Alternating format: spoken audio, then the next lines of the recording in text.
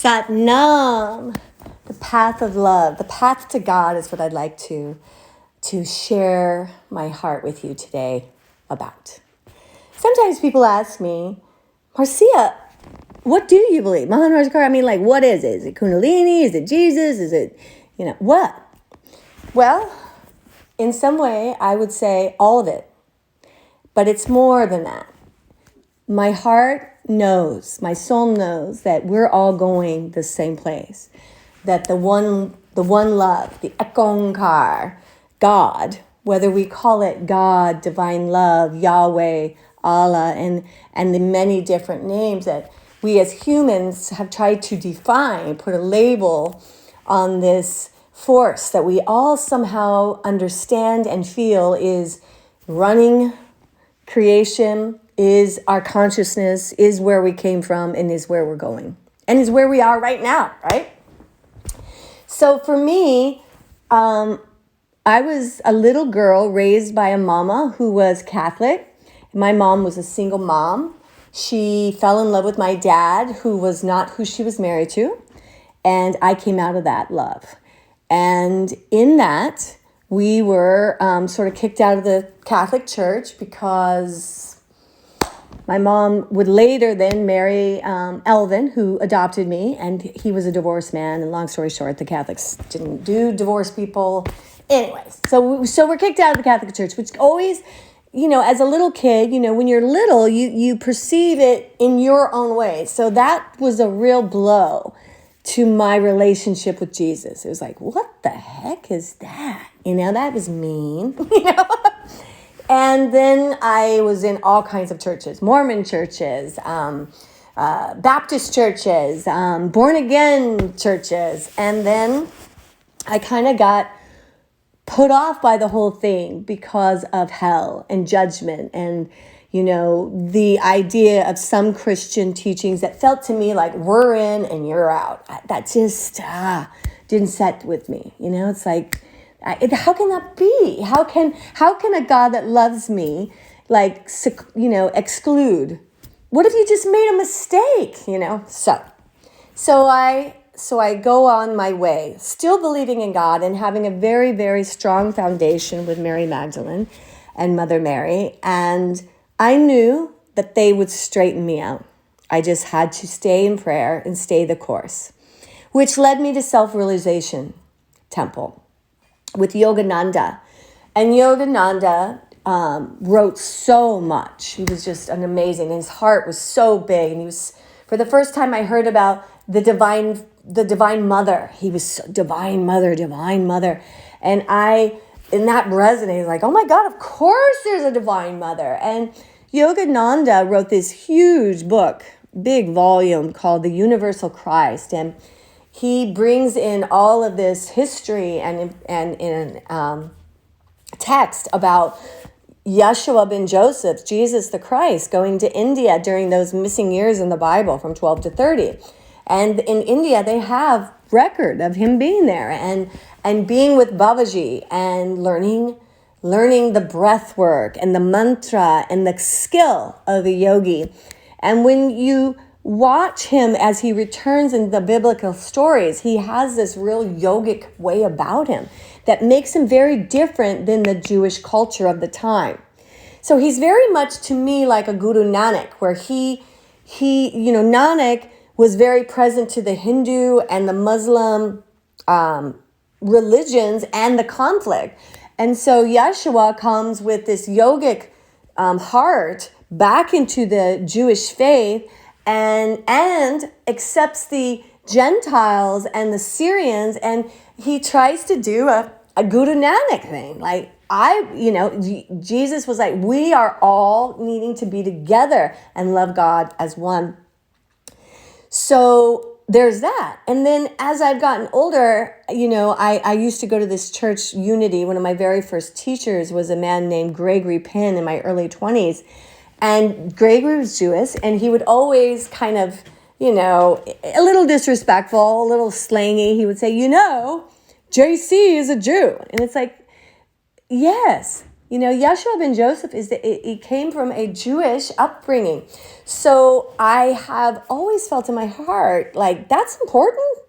That's important. It's not as though he said, stop being a Jew. He was saying that along with that, this yogic philosophy kind of rounds it out and gives us the techniques to actually embody what the Jewish and Christian faith are talking about. So to me, we are living in the most magical time, somewhat in part because of our internet, because we are more connected, and someday we will be that connected without electricity and screens. But for now, that's what we got. And it has done a beautiful thing in that it has made available to us, all of us, the ability to see our similarity and to see how all of these faiths, it's almost like a jigsaw puzzle that when put together, they support each other. Then you add in like the Egyptian and the Kabbalah, and you add in the Native American and the depths of understanding Gaia and many others. I mean, I haven't even gotten into Islam, but I love it when I go into Balboa Park. They always have these big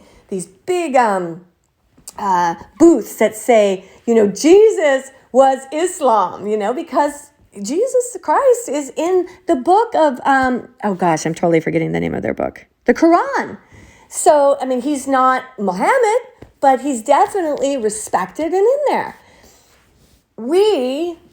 Not we, because I can't call myself a Christian because Christians do not think I'm a Christian, but I think I am. I do. I'm a Christian mystic. I think I'm a Christian with a lot of fucking spice. So that, when I hear that, it's like, we are not separated. We are intrinsically connected. And the importance of that is that it's important to know it. And it's important to breathe into our connection. That is so important in these times, because without each other, without each other's wisdom, without each other's compassion and understanding, we will never see the full picture of God. Because God is in all of us.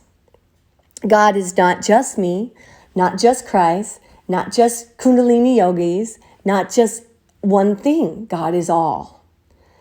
And, Yogi Bhajan had his darkness. Unfortunately, I would say, I hope it's like 50%, but maybe it's more, that many, many great spiritual leaders, we all have, okay, let me clarify this. All of us have karma and dark sides and stuff to work out.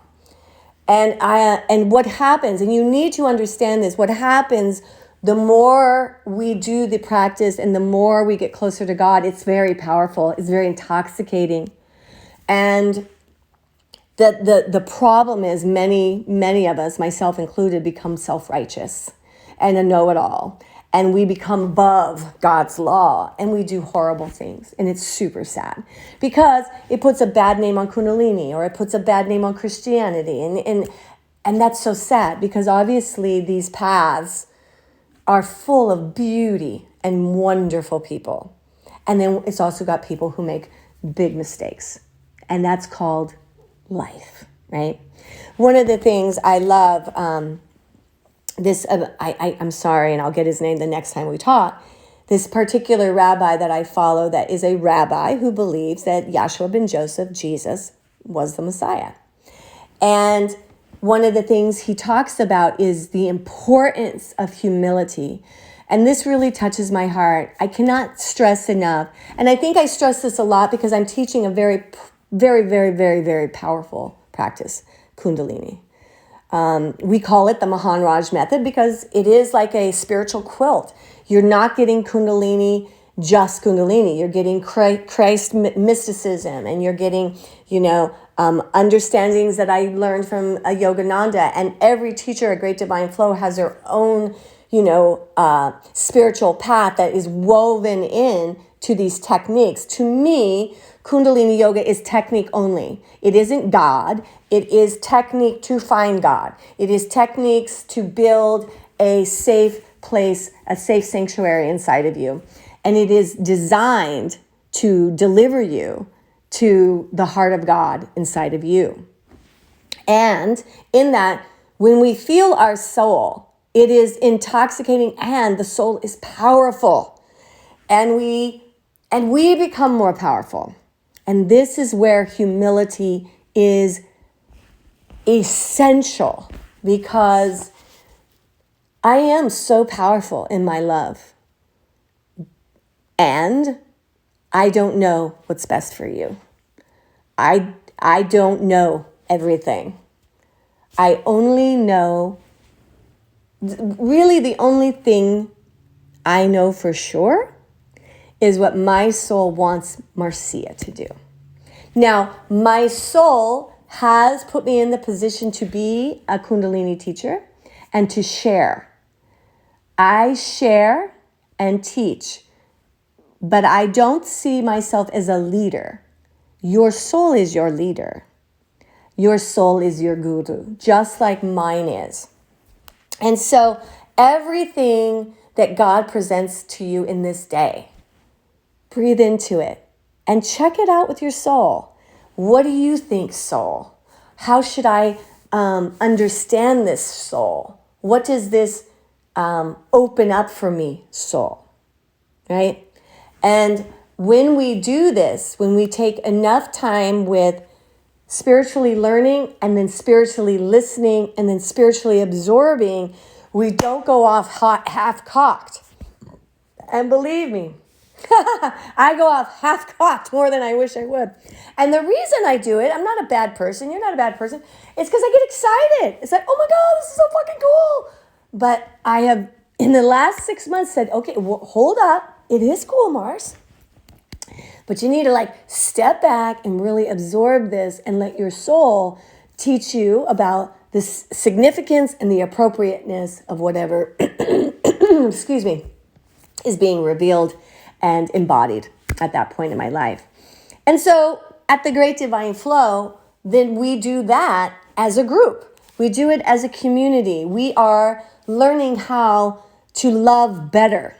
We are learning how to forgive faster. We are learning how to be more in a state of understanding and compassion. We are dousing our judgment and fear with the flame of love. And we are doing it through practice, moving the body, breathing the body, slowing the mind, and opening up to a new day. And we're opening up to it together. And as my good friend and teacher would say, together, to get the sweetness of the soul, the Divine Mother, to bloom in our life and our hearts today. I love you all. I give you this message as a love letter to God and to you and to my own soul. I am so thankful for my soul and how much it loves me and has never given up on me. I mean, I think there's been decades where I didn't even hear my soul. And nobody suffered more than me in that. And my soul patiently waits. Your soul patiently waits. Breathe and be still. And put your hands on your heart and just say, my soul, my soul. You are my sweet slice of God, and I open myself to you. And share with your soul what is hurting and what is working, and ask for guidance. And you will be amazed at the beauty and the relationship that is waiting for you. Do you want to have great love in your life? Then commune with your soul. Do you want to be fearless and have access to resources that help you build your destiny? Then have a relationship with your soul. Do you want to be healthy and not afraid of your body temple? Do you want to respect it and illuminate its glory? Then have a relationship with your soul. Your soul knows what you should eat. It knows where you should be. It knows who you should be in relationship with. It knows which spiritual path will work for you, which is pretty much all of them as long as you are not judgmental. It will take care of everything. Think of it this way. I believe there is a Ma and Pa of light, and I hope you do too. I like to call it Ma and Pa of light. It makes it just kind of cozier. But whatever it is, God, the Ekankar, the one, loves me, loves you so much. And I like to think of it as this parental energy because I'm a parent. I relate to that. And I apologize for those of you that aren't, but you're a mother, to your pets. Maybe sometimes you are maternal to your friends or your plants. That maternal instinct knows this. And we all know it because we all have it. We would never send a helpless infant to a crazy planet like Earth without some kind of superpower, some kind of protection that would guide this beautiful, innocent baby.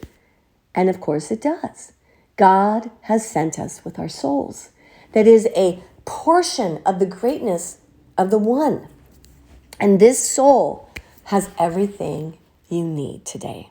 So tune into that soul. Go to Kundalini Yoga, have a practice at home, but start with Om Namo Gurudev Namo. Om draws upon the creative life force of God. It awakens the pineal and stimulates the pituitary, and the mind opens and stills itself so it can feel the wisdom and the knowledge of your soul. I love you so much. Have a very, very wonderful Sunday. Blessings.